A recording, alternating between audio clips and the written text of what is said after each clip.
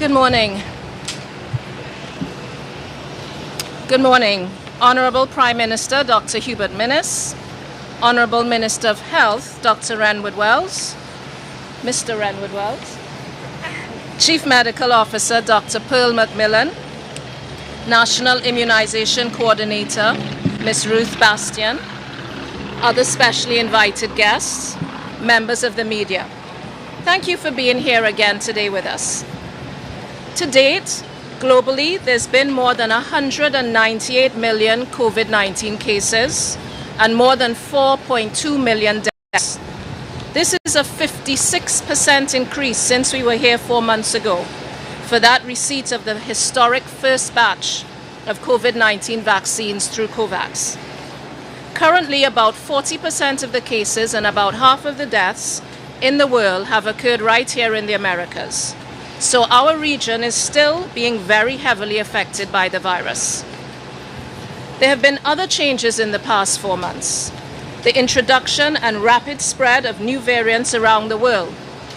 Some, like Alpha and Delta, being more transmissible than the original COVID-19 virus and causing more hospitalizations. And there have been positive changes. The approval of more COVID-19 vaccines and vaccine manufacturers. We now have 6 vaccines with WHO emergency use listing approval. AstraZeneca, Janssen, Moderna, Pfizer, Sinopharm, and Sinovac, with multiple manufacturing sites, 5 for AstraZeneca and 2 for Pfizer. So a total of 11 products that have been approved. There are also several other vaccines in various stages of the approval process and even more under development. We've also seen massive increases in vaccination. To date, more than 3.8 billion vaccine doses have been given globally, compared to only 450 million when we met here 4 years ago. Huge increase. But while this is good news, unfortunately, there's huge inequity in vaccine distribution, which is fueling this pandemic. At this time, vaccines alone cannot get us out of this pandemic. Public health and social measures are vital to end this pandemic and hasten economic recovery. We must continue to use these measures that we know work to reduce the spread of the virus and all its variants. Physical distancing, use of masks, hand washing and sanitizing, cleaning surfaces, not touching your face, and avoiding crowded and closed spaces. We do not yet have sufficient vaccination coverage to interrupt spread of the virus. We therefore cannot stop these measures too quickly, or else we risk losing all the gains that we have so far. We've been fighting this virus for nearly a year and a half now. And yes, we're all tired of these restrictions and how they've affected our lives and our livelihoods. Sadly, however, this pandemic is still far from over. So we all have to do our part to stop the spread of this virus and to stop the virus changing and producing new variants. How do we do that? By using all the tools we have in our armory to fight the virus. Physical distancing, limiting gatherings, consistent use of masks in public settings, frequent hand washing, not touching our faces, and of course, getting vaccinated. You have available to you these safe and effective vaccines. The benefit of taking the vaccine far, far outweighs the risk. I encourage you to get vaccinated if you've not already done so. Choose vaccine, not virus. Choose vaccine, not ventilator. Choose to protect yourself and your loved ones. Choose to help win the war against this virus and its variants. Choose life. Get vaccinated. Maintaining social distancing. Wear your mask. Clean hands. Don't touch your face. Avoid crowded and closed spaces. These are not only life-saving measures. They are also anti-lockdown measures. These measures can prevent the spread of disease without having to shut down large parts of our society. So use these measures. choose livelihoods. The Pan American Health Organization pledges to continue to lead efforts in the region to support countries and territories in their response to the pandemic. With respect to vaccine access in particular, PAHO WHO is working with governments, producers, and other partners to ensure that more vaccines can reach Latin America and the Caribbean as soon as possible, complementing what is being delivered through the COVAX facilities and bilateral deals.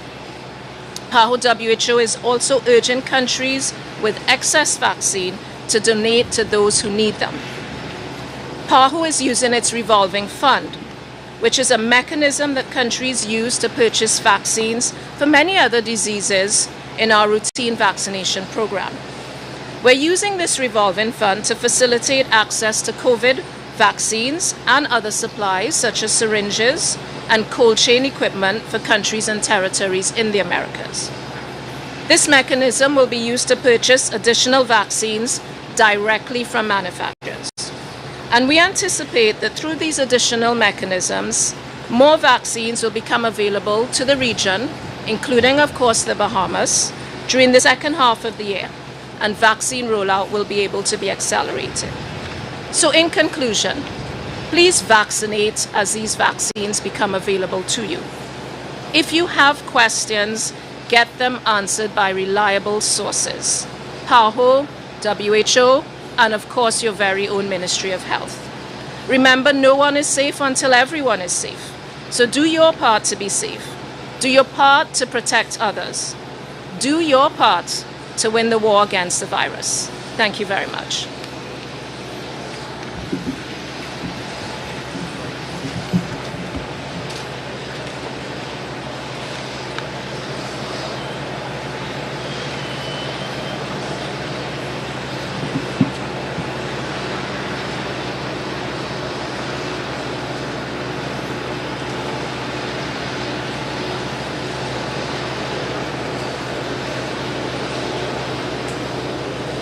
Ladies and gentlemen, the Most Honorable Prime Minister.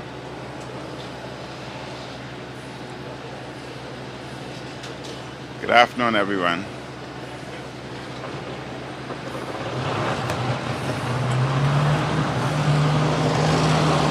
Municipals, officials, members of the Vaccine Consultative Committee, members of the press, ladies and gentlemen, good morning. Today's delivery of 33,600 doses of AstraZeneca COVID-19 vaccine represent the third tranche or batch of prepaid vaccines the Bahamas has received through the COVAX facility. I once again thank the Pan American Health Organization for its generous assistance. And from this tranche, we will return 5,000 doses of vaccine that we were fortunate to receive from Antigua and Barbuda as part of an exchange in late June. This exchange and the donation received from the British Overseas Territories of Montserrat and Anguilla helped us to continue our vaccination program without interruption. I thank our Caribbean neighbors, Antigua and Barbuda, Montserrat and Anguilla, as well as the United Kingdom government, for their collaboration and assistance.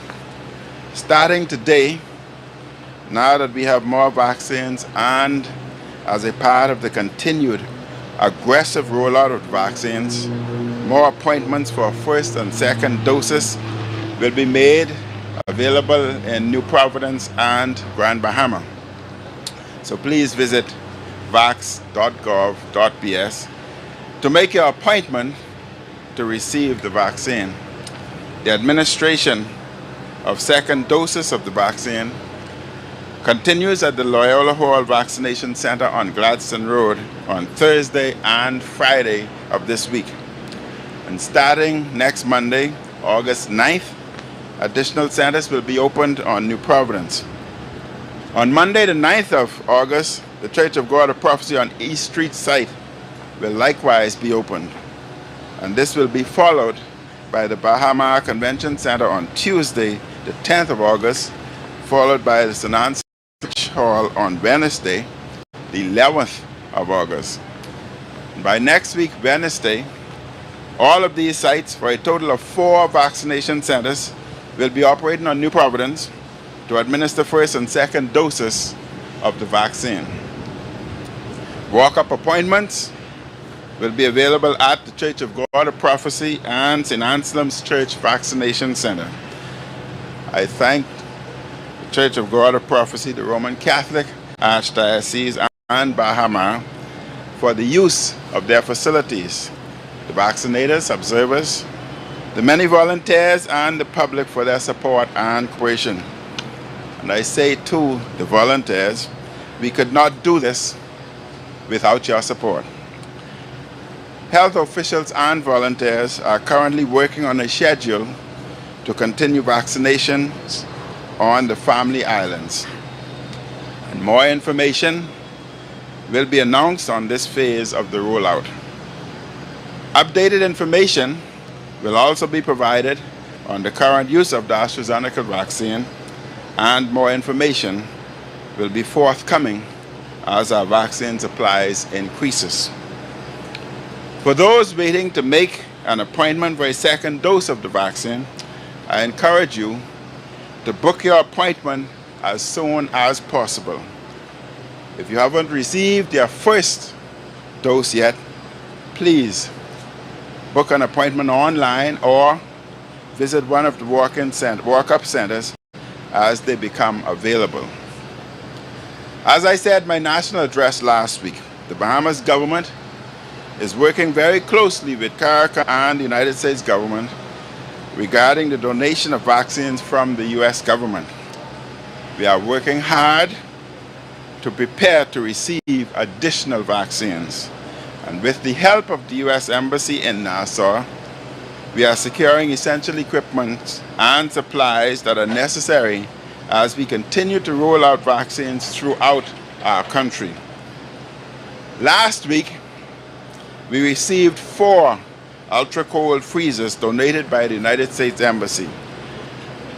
3 of these freezers would be used at the expanded program on immunization EPU unit on New Providence, and 1 of the freezers will be transported to Grand Bahama.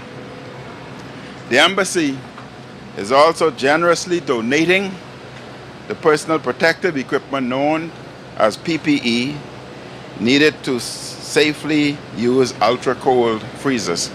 I thank the U.S. Embassy and for all of its logistical and other support.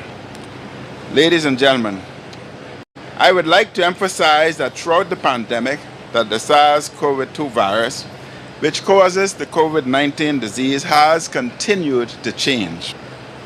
There have been many new variants of the virus, and be assured there will be more. We were taught in medical school how quickly a virus adapts to efforts to stop its spread, especially when a large number of people remain unvaccinated. And this is why it is important for as many people to get vaccinated as quickly as possible. This is the most effective way to address and to slow the spread of a virus and its variants. And indeed, the best medical and scientific experts in the world have cautioned that because the virus that causes COVID-19 continues to change very quickly, that governments have to be prepared to constantly and quickly respond to ever-changing circumstances. I recognize that this can be frustrating, but this is the nature of the virus, and this is the nature of the pandemic. We have to be willing to adapt and to adjust as quickly as possible to circumstances within individual countries. Just about every country in the world has had to continue to make adjustments throughout this pandemic. And this is also why we often have to adapt and to adjust quickly to the circumstances and needs of our individual island group in the Bahamas. This is why we announced yesterday new testing requirements for international and domestic travelers, which come into effect on Friday, the 6th of August. For more information on these adjusted requirements, please visit the Ministry of Tourism's website, and you may also visit opm.gov.bs. Let me close by repeating my call and national appeal for retired medical professionals, doctors and nurses, to volunteer their service to assist in vaccinating our people here in the Bahamas. We will launch one of the largest and greatest vaccination programs within our community ever seen, to vaccinate as many people as possible. And I've had discussion with my cabinet and gotten agreement from my cabinet colleagues that I, as a medical doctor, will volunteer my services with the other medical colleagues to assist in the vaccination of the Bahamian populace throughout our country. Thank you very much. And I'll now open for a few questions before I leave and return to cabinet. With the current surge of the cases and hospitalizations threatening to really overwhelm the healthcare sector, the deadline of the emergency orders of August 14th, do you likely see them extended based on the epidemiology and the situation we're facing? With respect to the emergency orders, that matter is under discussion, and you will be further advised. But be assured that the government will do all possible to ensure the safety of the Bahamian populace, and to be recognized that those who are hospitalized, those who are dying, those who are becoming sick are the non-vaccinated. And therefore, if we are to improve in our hospitalization, decrease the death rate, and decrease the sickness, it is essential for us to move even more aggressively in vaccinating our people as quickly as possible. Next question, please.